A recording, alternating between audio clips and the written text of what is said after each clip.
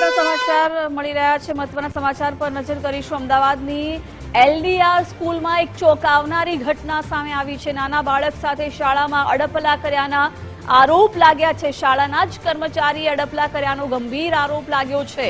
પ્રાથમિક વિભાગના વિદ્યાર્થી સાથે આ ઘટના બની છે। આરોપી કર્મચારી સામે વાલીઓમાં ભારે રોષ વ્યાપ્યો છે। સમગ્ર મામલે શિક્ષણ વિભાગે તપાસ હાથ ધરી છે।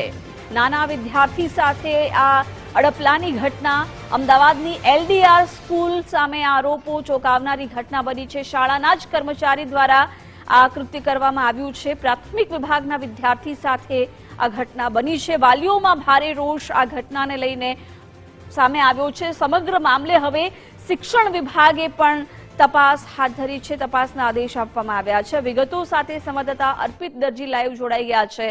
અર્પિત, અમદાવાદની એલડીઆર સ્કૂલમાં એક વિદ્યાર્થી સાથે અડપલા કરાયાના આરોપો લાગ્યા છે। શિક્ષણ વિભાગ પણ હરકતમાં, શું વિગતો છે?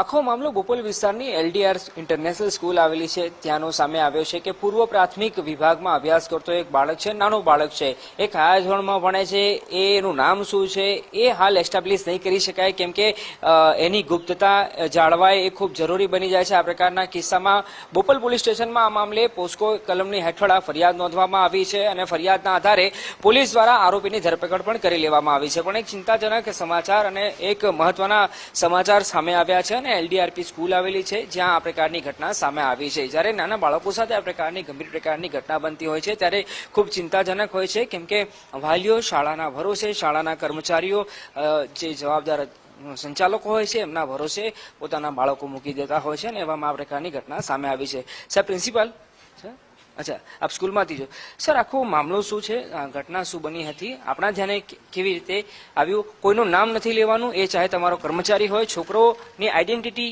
ક્લિયર ન થાય એનું ખાસ ધ્યાન રાખજો, એ પ્રકારે માહિતી આપો સાહેબ।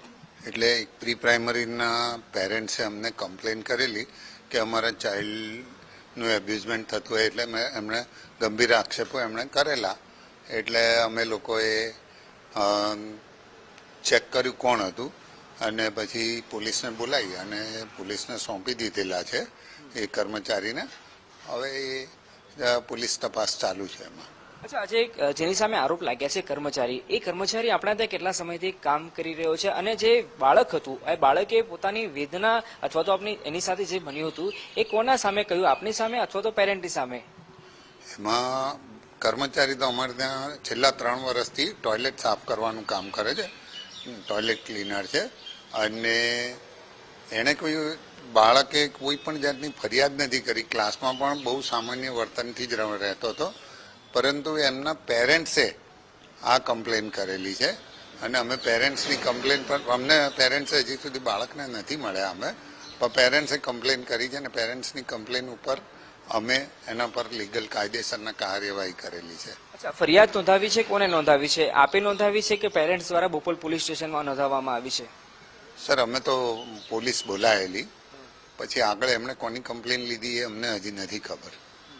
અચ્છા, આપણે આપણા લેવલ પર શિક્ષણ વિભાગને એટલે કે ડીઓ કચેરીમાં જાણ કરી છે કે કેમ? હા, અમે કરી દીધેલી છે। અને આપણે જે કર્મચારી પર આક્ષેપ લાગ્યો છે એને અહીંયા રાખ્યો છે કે હાંકી કાઢવામાં આવ્યો છે, શું હકીકત છે? એને તો તાત્કાલિક અસરથી સસ્પેન્ડ કરી દીધા છે। આપ કેટલું ગંભીર અથવા તો ચિંતાજનક આ પ્રકારની ઘટના માનો છો, કેમ કે બાળકો છે આપના ભરોસે છોડી દેવામાં આવે છે અને આપે જે કર્મચારીઓ અહીંયા રાખતા હોય એને કેવી રીતે વેરીફાઈ કરતા હો છો, કેમ કે બાળકોની સુરક્ષા, આ પ્રકારની ઘટના ન બને એ ચિંતા કરવાની પણ જવાબદારી આપની બની જાય છે સાહેબ। સર, એ લોકોનું દરેક પ્રકારનું અમે વેરિફિકેશન કરતા હોઈએ છીએ અને લોકલ માણસ છે, સફાઈ કર્મચારી છે એટલે લોકલ જ માણસ છે, અહીંના સ્થાનિક માણસો જ છે અને પૂરું આખું કુટુંબ જ આવતું હતું। એ લોકો એ દાદા, એમની દીકરા, એમને દીકરા, એમાં આખું 3 જણાનું કુટુંબ જ, 3 પેઢીનું કુટુંબ જ આવતું હતું અને એ લોકો સફાઈ સંભાળતા હતા। 3 વર્ષમાં હજી સુધી કદી ફરિયાદ નથી આવી, પહેલી વખત આવું પ્રકારનો કિસ્સો બનેલો છે।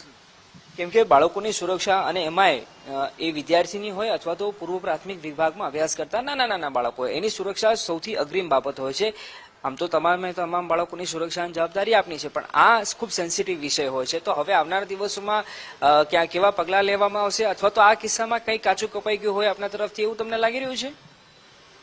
એવું નથી. છેલ્લા 3 વર્ષથી એક કર્મચારી અહીંયા કામ કરતો હતો, એટલે એના પર વિશ્વાસ હતો કે આ એના દીકરી છે, એની દીકરીના બાળકો છે, એ બધું અહીંયા કામ કરતું હતું, એટલે અમને એક વિશ્વાસ હતો કે કુટુંબ કબીલાવાળો માણસ છે.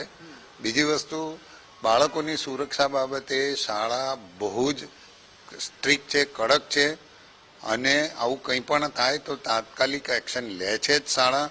એવું ઘણા બધા પેરેન્ટ્સને ખબર છે, અને કાઢી મૂકીએ અમે સ્કૂલમાંથી. એવા પણ કિસ્સા બનેલા છે કે જો એવું જરૂર પડી હોય તો કાઢી મૂકેલા હોય સ્કૂલમાંથી. એટલે અમે કર્મચારી પ્રત્યેથી તો પહેલી વખત અમારે ત્યાં આવું આવ્યું છે. હજી સુધી અમારા કોઈ કર્મચારીમાં આ તકલીફ નથી આવી.